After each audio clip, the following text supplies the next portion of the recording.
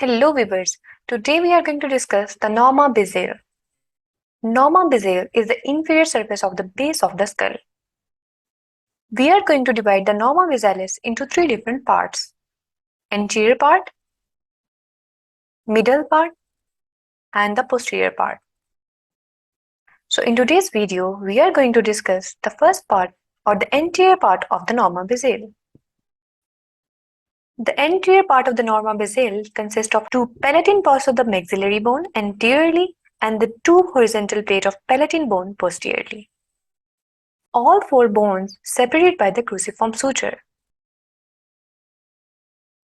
When we see the anterior part of the Norma Basalis, the first feature we have is incisive foramina.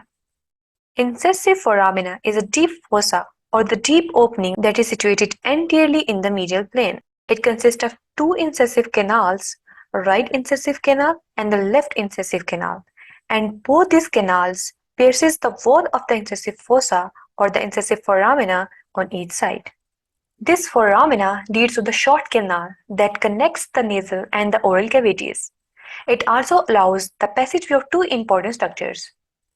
The first structure is the terminal branches of the greater palatine artery, and the second structure is the branches of the sphenopalatine nerve that passes down to the canal to the anterior surface of the hard palate. This canal also connects the oral cavity with the vomeronasal organs. Beside the incisive foramina, we have two maxilla bone, and between the two maxilla bone is the median palatine suture. Let's talk about this suture. This suture lies between the two maxilla in the midline, both in the anterior two-thirds of the hard palate. We have very important thing to talk about here is the clinical importance of the median suture, as in the case of young children who presents with the cleft palate, have the failure of the two maxilla to unite in the midline. Next to the median palatine suture, we have another suture known as transverse palatine suture. This transverse palatine suture divides the maxilla forming the hard palate in line with the second molar tooth. Other than the incisive foramina, the hard palate presents many other important features including the greater and the lesser palatine foramina. Greater palatine foramina is located at the level approximately equal to the distal surface of the maxillary fourth premolar tooth, and it is midway between the palate midline and the dental arch. The major palatine artery, palatine vein, and the palatine nerve exit this foramina and courses along the length of the plate in the palatine sulcus, and then further it transmits greater palatine nerve and vessel. Right next to the greater palatine foramina, we have the lesser palatine foramina.